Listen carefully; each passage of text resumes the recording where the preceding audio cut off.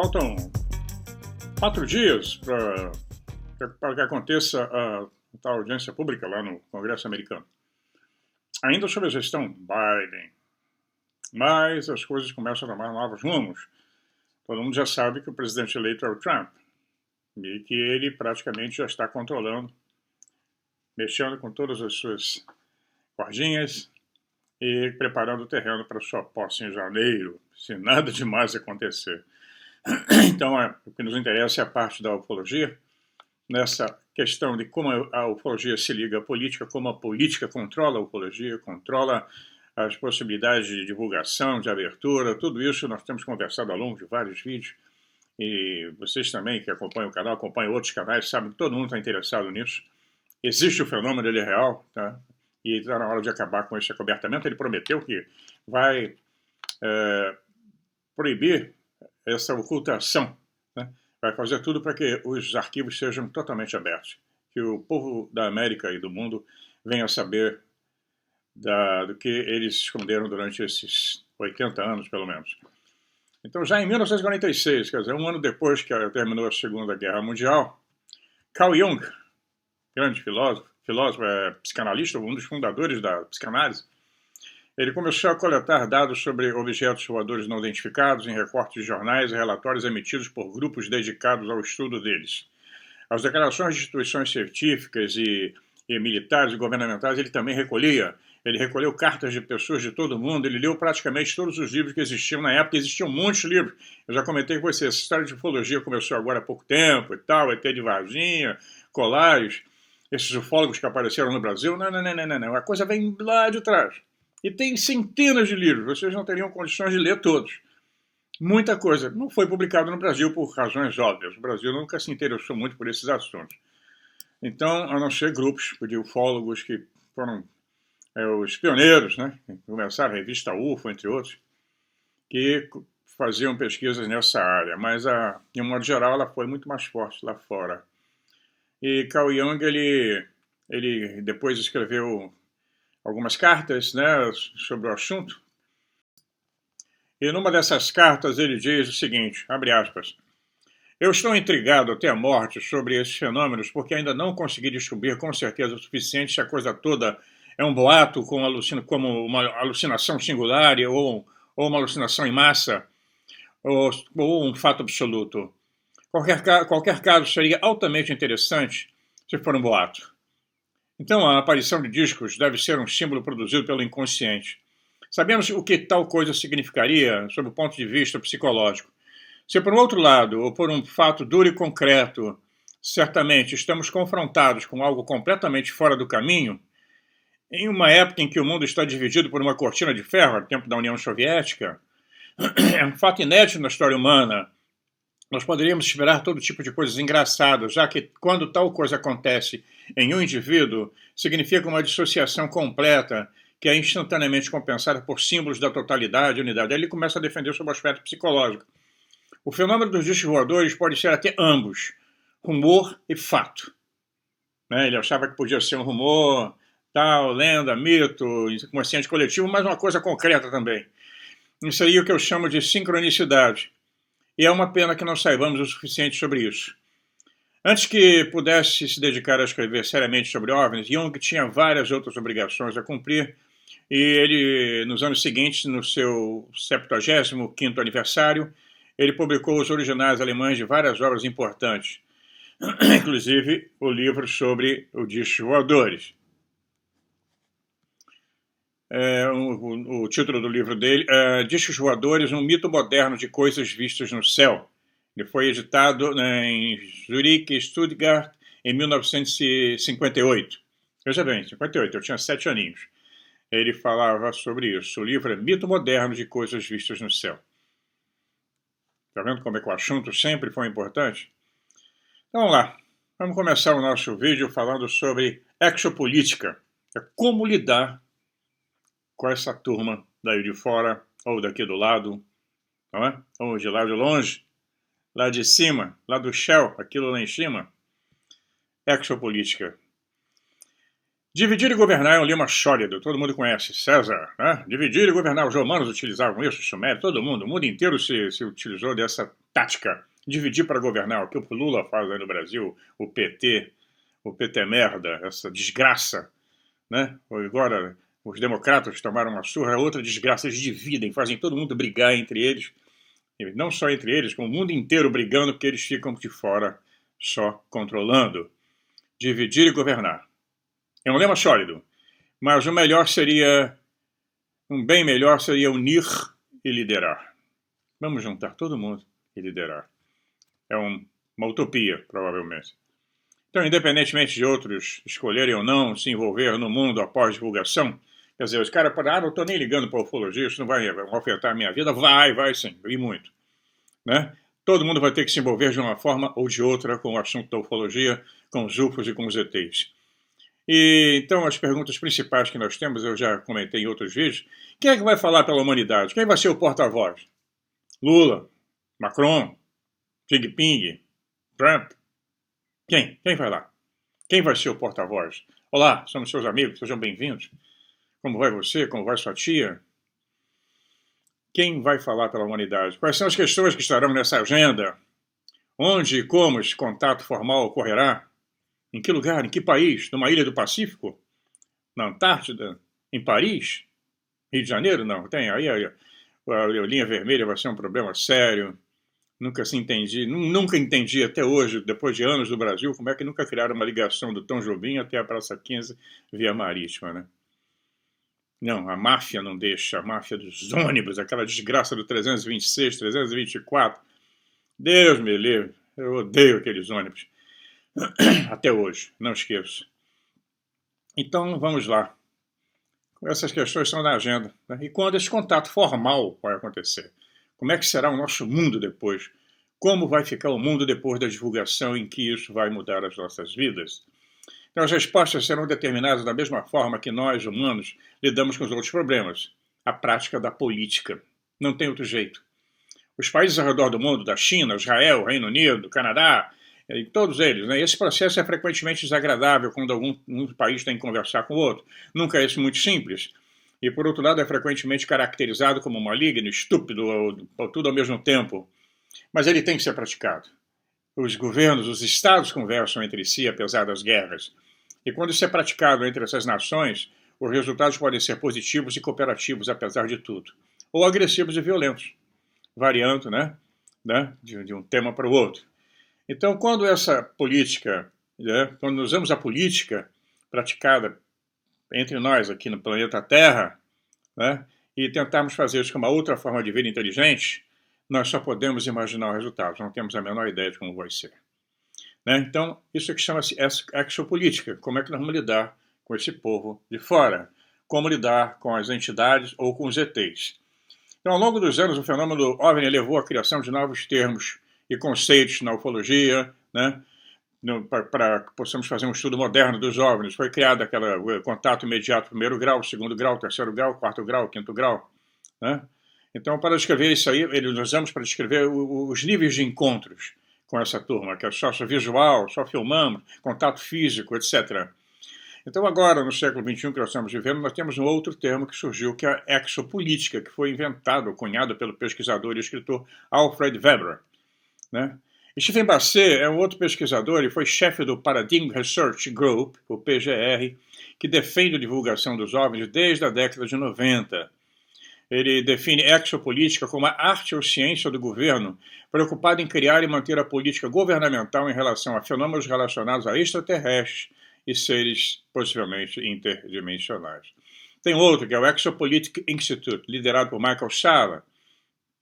Aqui na Europa, nos Estados Unidos, no Canadá, sempre quando a pessoa tem doutorado, se põe PhD antes do nome ou depois do nome, então é Michael Salla, PhD.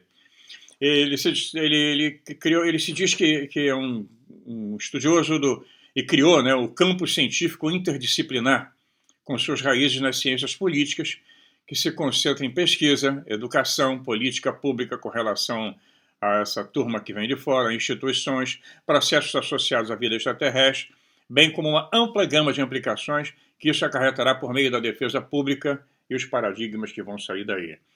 Então, tem muita gente trabalhando, já preparando isso, e os governos também, os departamentos de defesa, Pentágono, CIA, todo mundo já trabalha com isso, não só do lado americano, do lado chinês, do lado russo, do lado inglês, os outros vão na onda. Então é isso. A exopolítica envolve a política de nós e eles. E considerando todos os problemas associados à política humana, né, que nós realizamos aqui, essa confusão que é a política humana, imagine, né, que nós vamos cometer alguns erros nesse relacionamento. Imagine, tente, faça um exercício. É tão difícil uma conversa com Xi Jinping entre os Estados Unidos, o Kim Jong-un lá da Coreia do Norte, com o Ocidente, e essas conversações não terminam nunca, o Hamas com Israel, né, a Ucrânia com a Rússia, então sempre chama a ONU, que não serve para porcaria nenhuma, tentam acordos, aí vem para a Suíça, vamos fazer uma reunião, é sempre uma complicação. Algumas vezes dá certo. E é muito melhor, primeiro, a política, né, do que a guerra. Então, o ponto principal é como nós nos avaliamos e como avaliaremos esses outros. Se não podemos concordar com o primeiro, como podemos concordar com o último, né? Nós sempre aqui temos questões que nunca se resolvem, se arrastam. Na época da Guerra do Vietnã, as negociações se arrastavam e as pessoas continuavam morrendo naquela guerra absurda. Então, ao longo da história da ufologia, houve pesquisadores que enfatizaram os perigos representados por esses seres de fora e provavelmente tantos outros que se concentram em sua benevolência. Tem a turma que acha que eles podem ser potencialmente perigosos e outros que acham que eles são bonzinhos, são os anjinhos do bem. Então, na exopolítica, nós vamos ter a mesma coisa, como tem no Brasil, como tem no mundo, nos Estados Unidos. Nós temos conservadores, liberais, democratas, republicanos, comunistas, socialistas. Então, hoje, a maioria das vozes que se identificam especialmente com a exopolítica se enquadram entre esses dois. Eu acho que são os dois principais ramos, né? O que acha que tem um sério problema, um risco de nós sermos transformados em escravos, etc. E o outro que acha que não, que eles são do bem, são evoluídos, né? E não vão ser tão malzinhos assim, não vão nos fazer nada. Então estamos ainda liberais e republicanos. Tem um que defende a divulgação dos OVNIs e outros se opõem diretamente, né, e dizem que não vale a pena esse contato. Então, se tudo isso é verdade, né, nós temos uma outra situação. A turma que considera o ato de se envolver com uma turma de fora, nós vamos ter implicações de todos os níveis, sociais, econômicos, políticos, militares e espirituais. Porque nós não sabemos. Se eu chegar lá, vão perguntar a um ET, amigo, Jesus Cristo foi crucificado também no seu planeta, teve algum homem lá, teve um... Entendeu? A coisa é muito complexa. E por isso que vai virar de cabeça para baixo toda a nossa história. Como é que seria um contato com esses seres se eles forem seres apenas espirituais? Altamente evoluídos, né? Alguns se preocupando com a humanidade e outros não pouco ligando. Nós seremos considerados como formigas, como escreveu Charles Fort. Você acha que eles vão querer fazer contato com seres tão primitivos? Eles estão tirando o que podem da questão mineral da Terra, biológica, né? Em certos produtos que não existem em volta de todo o nosso sistema, bem longe, até 4 anos-luz. O único planeta que tem essa condição de vida, com essa vegetação exuberante, com esse mundo animal maravilhoso, o planeta é quase totalmente água, o que sai da água do mar. Então, talvez eles explorem os recursos minerais, biológicos ou espirituais do nosso planeta. E não interessa dominar nada, tá boa, a fazenda está funcionando, tá bom. Então, nós temos aí várias coisas. Vamos agora ver os diferentes grupos que existem, principalmente nos Estados Unidos, que é quem mais trabalha nessa área. Eu sempre repito, os outros países praticamente seguem o que acontece lá. Não sabemos da Rússia como é e não sabemos da China. Nós temos algumas noções assim bem, mas eles também fazem a mesma coisa. Então, nós temos o Disclosure Project, liderado pelo Dr. Steven Greer, que eu falei sobre ele no vídeo passado.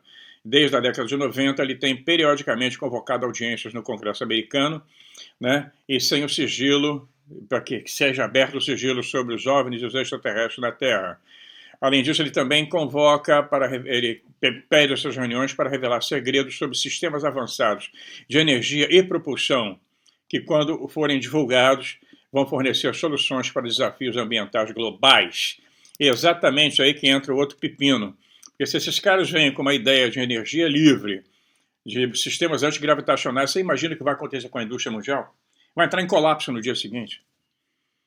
Acho que essa arabizada toda aí que vende petróleo está com o rabo cheio de ouro, cheio de dólar, com uma riqueza impressionante. Os caras têm muito dinheiro, porque eles estão com a bunda sentada em cima do petróleo. E aí cagam a regra para o resto do mundo. Por isso que a Inglaterra puxa saco do árabe, os Estados Unidos puxa saco. Embora tenha petróleo, ele não explora. Ele prefere comprar da Arábia Saudita e depois revender. E por isso é a briga com a Rússia. É a briga com a China, é a briga pela energia, o petróleo é energia, não só o petróleo, como o gás gerado pelo petróleo, que é muito mais barato, menos poluente. Estava sendo barateado aqui na Europa, o sistema foi tirado do meu apartamento aqui tem pouco tempo. Vinha da Gazprom russa, aqui perto, baratinho, não polui nada. Então você imagina, vocês podem imaginar, há milhões de pessoas que dependem dessa indústria petrolífera no mundo inteiro e do que gira em torno dela de dinheiro, de todo o material que é feito com os componentes do petróleo, desde lubrificantes, remédios, vai embora, é uma lista infindável. Todo esse complexo desaba. Como vão ficar as fábricas de automóveis? Agora posso resolver todo o problema aqui de aquecimento. Eu hoje estou com o aquecimento desligado para economizar, porque senão ninguém aguenta pagar. A temperatura está boa hoje, está 8 graus. Não é tão simples assim. Por isso que eu sempre tenho falado com vocês. Não é simplesmente, oi, cheguei, leve-me ao seu chefe. Quem é que está mandando aqui nesse planeta? Olha só, nós somos de Vulcano, trouxemos um monte de presentinhos bons para você. Ou então, olha só, nós estamos com um poder muito maior do que o de vocês e nós vamos exigir isso, em troca de algumas regalias, de alguns regalos. Pois é. O Steve Greer, ele continua, ele diz que existem muitas testemunhas que podem ir lá para o Congresso prestar depoimentos. Isso está acontecendo já, isso eu estou lendo, é um artigo já bem antigo, que já falava sobre isso. Então, a atitude do Steve Greer com relação aos ETs é abraçá-los e acolhê-los, dependendo de como alguém os avalia. Né, o seu programa pode ser caracterizado como um visionário, utópico ou perigoso. Ele diz, estamos todos amigos, já vimos isso em filmes, né? Detona o cara. Porque eles nunca apareceram até agora, os ETs continuam escondidos. Então a essência pode ser dito também para o político de exopolítica, o Exopolitic Institute, liderado pelo Michael Salla. Ele já tem uma outra linha.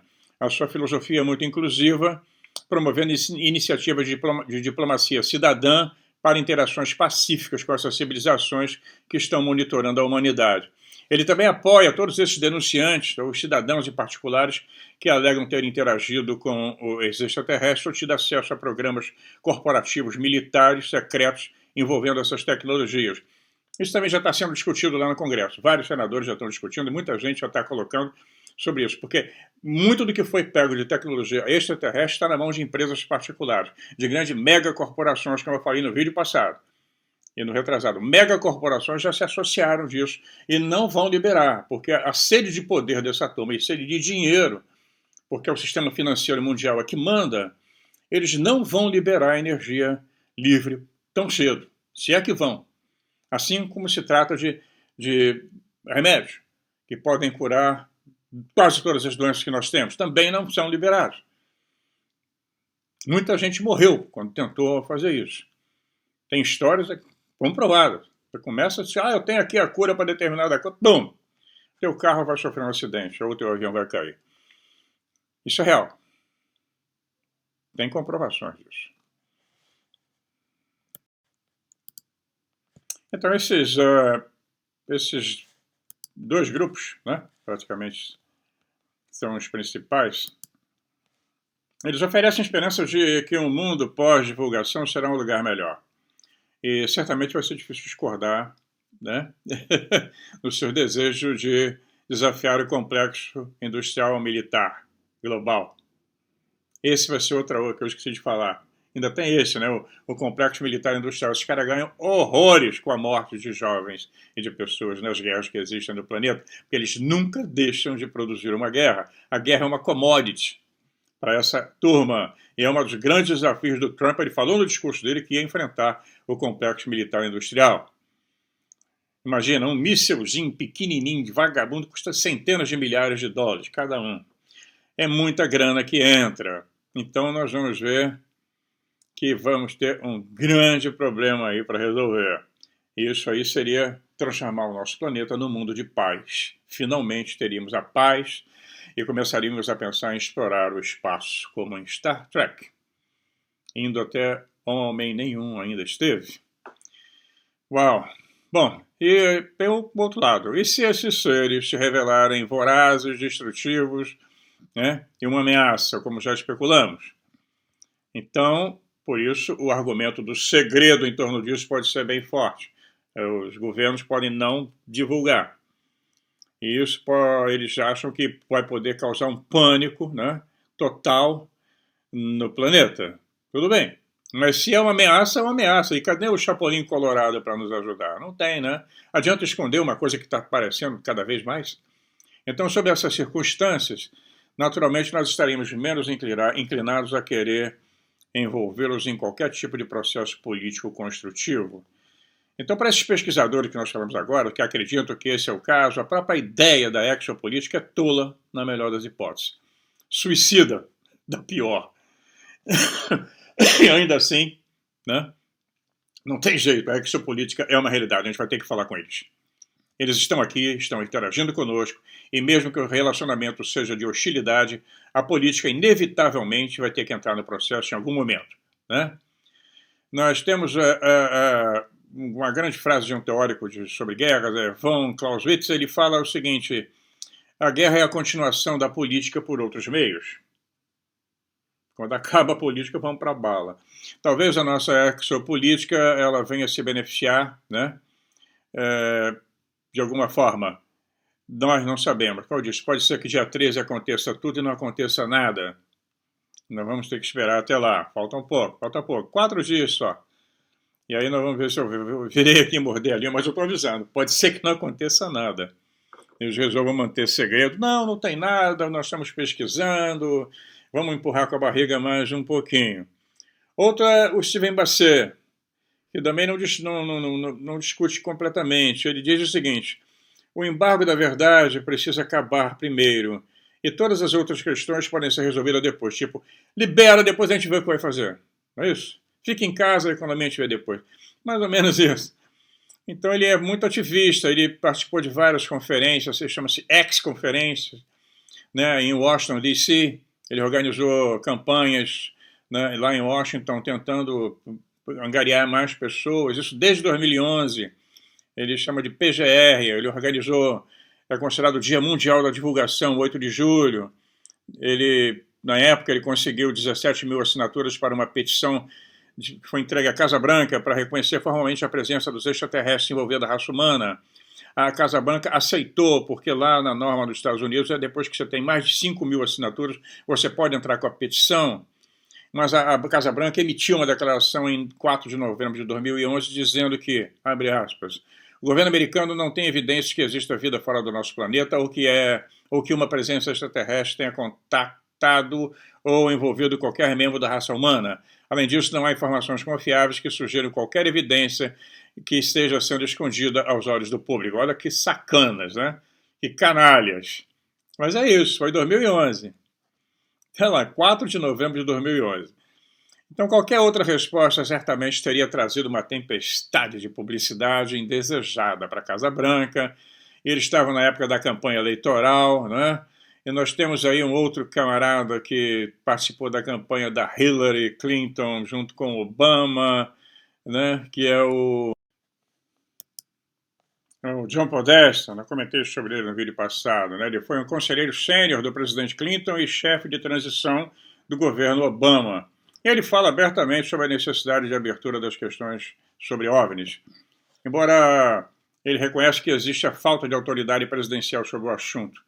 Ele já falou uma vez no National Press Club em Washington, em 2007. Ele falou: acho que é hora de abrir os livros sobre as questões que permaneceram no escuro sobre as questões dos OVNIs. É hora de descobrir qual é a verdade real e o que está lá fora. Devemos fazer isso porque é certo, devemos fazer isso porque o povo americano, francamente, pode lidar com a verdade, e devemos fazer isso porque é a lei. Então, seja justificado ou não, o fenômeno OVNI levou à criação de uma estrutura ilegal, extraconstitucional, quer dizer, fora das quatro linhas, né, igual o Xandão faz aí no Brasil, extensa. Ele tem existe um governo paralelo. Além do controle do mais alto funcionário eleito do país e além da supervisão dos representantes eleitos dos cidadãos. Isso aí tem fora dessa turma, dos cidadãos e do presidente, né? Essa estrutura ilegal, sem dúvida, explica por que o registro de briefing presidencial parece ser tão irregular. Se o presidente estiver ciente da natureza ilegal do encobrimento, ele, como chefe executivo empossado do país, e com seu juramento que ele fez, né, exigiria uma ação. Portanto, saber o essencial parece ser um compromisso útil. O presidente sabe que o desafio é real, mas tem certeza que pessoas competentes estão trabalhando. E quanto menos ele souber sobre detalhes, maior será a sua alegação plausível. Entenderam? Ele fez o juramento. Então, se ele não sabe, se não conta para ele, ele não sabe. Aquilo não está na esfera governamental, está numa esfera estatal. É bem diferente o Estado do governo. Então, todas essas indicações são de que representantes do Congresso não são informados sobre o assunto. E como autoridades eleitas proeminentes em todo o mundo, as pessoas confiadas por cidadãos ao redor do mundo para administrar seus governos podem estar no escuro sobre esse grande segredo. E a resposta está com os próprios guardiões do segredo, que parece acreditar que revelar a presença de extraterrestres é um passo muito perigoso e que as autoridades eleitas representam um risco máximo de segurança. Não vamos contar para esse cara não, que a gente vai se ferrar. E quando a divulgação finalmente passar do impossível para o inevitável, a política assumirá o lugar mais proeminente à mesa. Isso que eu falei no início, né? A política vai ser inevitável que eles assumam esse aspecto político. Como eu falei, quem vai falar com esses caras? Quem vai fazer o contato? Quem vai representar o planeta? Quem vai me representar vocês? Nós estamos aqui. Então, a hora que essa bomba estourar, na hora que acontecer, e vai acontecer, eu espero que aconteça, vai ser um pandemônio. Teremos que fazer uma... É possível, como falou o Jimmy Carter, que os países se unam e acabem com as suas diferenças, porque esses ETs, esses caras de fora, os outros, né? Eles têm uma tecnologia infinitamente superior à nossa. Portanto, as nossas bombinhas não vão adiantar de nada. Absolutamente nada. Não adianta espernear. Pois é. Bom, então vamos falar sobre o politicamente incorreto. O primeiro problema da exopolítica é que alguém decida, né, o que pensar dos outros. Né? Um deles resolve achar que, como sempre acontece na política, eu acho que é assim. Né? Isso vai depender das evidências fornecidas sobre essa turma sobre os ETs. Então, sem dúvida, a exopolítica vai trabalhar com as crenças políticas atuais, sejam elas liberais, conservadoras, radicais ou qualquer outra coisa, para poder entrar em contato com essa turma. Então vamos lá. A divulgação é forçada. Digamos que um avistamento em massa aconteça, mas nenhum extraterrestre é produzido e nenhum deles se apresenta. Só apareceram aí nas grandes cidades e foram embora. Isso vai causar uma dor de cabeça muito grande para os grupos dominantes e para não falar o resto de nós. Então, nesse caso, mesmo a existência dos ETs vai ser tratada politicamente. Todo o resto é tratado dessa forma, desde a imigração, a defesa nacional, e vai ser o mesmo para a divulgação sobre os ETs. O presidente vai ser aconselhado sobre o que fazer, né? O conselho seria mais ou menos esse, os conselheiros deles vão se reunir e vão falar: olha, senhor presidente, se decidir que precisamos ser francos sobre essa questão, então nós vamos precisar agir rapidamente. Se os nossos oponentes tiverem uma ideia clara do que está acontecendo, eles podem ir a público antes de nós, eu já comentei. De repente a China corre na frente e já faz o contato, ou a Rússia. E se o fizerem, você parecerá parte do problema. Eles o contaminarão com décadas de mentiras e você estará para sempre na defensiva. Aquele que não divulgou, para os Estados Unidos recuar. Diga a palavra e prepararemos discretamente o seu anúncio. Nós vamos coordenar com os nossos aliados, embora seja difícil, vai ter que combinar com a Inglaterra, com a França, com a Holanda, etc., Canadá. Nós usaremos uma história de capa para desviar a atenção. Então você simplesmente vai lá e expõe. Precisamos que você apareça aberto, mais do que apenas um pouco irritado. Você precisa se colocar ao lado das pessoas e prometer a elas mais informações. É como uma campanha política. O senhor tem que concorrer contra o establishment. A regra de Pottery Barn, que significa que se você quebrar, você paga quando entra na loja, todo mundo é assim, que se abriu, quebrou, paga mesmo. Aqui não é mais o consumidor tem mais liberdade na Europa e no Canadá. Não sei, nos Estados Unidos, alguns estados sim, e outros não. Mas a regra é o seguinte, quebrou, compra. Qualquer partido que controle a presidência vai ser o dono da divulgação. Um lugar imprevisível para se estar. Mas uma vez que a decisão tenha sido tomada na Casa Branca, a única opção viável para o partido no poder será pular em cima dela e não esperar que a oposição esteja confusa o suficientemente para ser lenta. Né? Então, nos Estados Unidos vai haver, com certeza, já está acontecendo, uma união nacional e o fechamento de fileiras. O partido do poder vai sentar em cima da oposição. Né? Os que estão de fora terão que jogar junto. Ou os democratas se aliam aos republicanos para resolver esse problema da divulgação. Né? Isso vai demorar tempo, vão ter dias, que vão levar semanas, meses, até que haja uma posição. Então, a liderança da oposição vai ficar livre para abraçar os objetivos do presidente, mas não os seus métodos. Né? Os partidos, vai aquela briga partidária, que você é incompetente, isso vai acontecer o tempo todo, acontece na vida real, aqui agora. Né? Então, nós vamos ver que os democratas e os republicanos vão ter que fazer um acordo. As regras vão ser sempre trocadas, vão ser criadas. Né? Nós vamos ver o Partido Democrata tendendo à inclusão, dizendo que os outros ETs são inocentes, até que se prove o contrário. Eles só queriam comprar uma cervejinha. Né? E os outros, já os republicanos, acham que temos que nos preocupar com a defesa, embora eles vamos tentar um contato, mas sempre pensando na defesa, etc. Né? Tipo, a regra do Partido Republicano seria do tempo da Guerra Fria, quando havia a União Soviética, confie, mas verifique. Bota um pé atrás. Né? Então é isso que mais ou menos poderá acontecer. Fiz de uma forma super, hiper, ultra resumida o que pode acontecer no dia 13. Pode ser isso, o início dessa história toda, a realização, a divulgação vai transformar a política americana, vai transformar a política mundial, e é possível que os americanos criem até um grupo especial, um novo partido da União Nacional para lidar com os ETs, quem sabe? Isso tudo que eu falei aqui é especulação. O canal é Enigma Buscando Respostas. Eu não tenho as respostas. Eu tenho as perguntas e os exercícios que nós fazemos do que poderá acontecer. Tá? Então é isso, pessoal. Fiz aí um breve resumo, faltam 4 dias. Vamos ver o que vai acontecer. Eu estou curioso também. Sempre torço que aconteça alguma coisa, mas às vezes acaba sendo decepcionante. Mas não vai durar para sempre. Tá? Vamos ver. Próximo vídeo que nós teremos que conversar. Vai ser divertido. Enquanto isso, se cuidem nessa confusão que está o Brasil, mergulhado nessa crise aí. Nós aqui também. Barcos diferentes na mesma tempestade. Um abraço meu, da Magdalena. Se cuidem, fiquem na paz. E até lá. Até o próximo vídeo.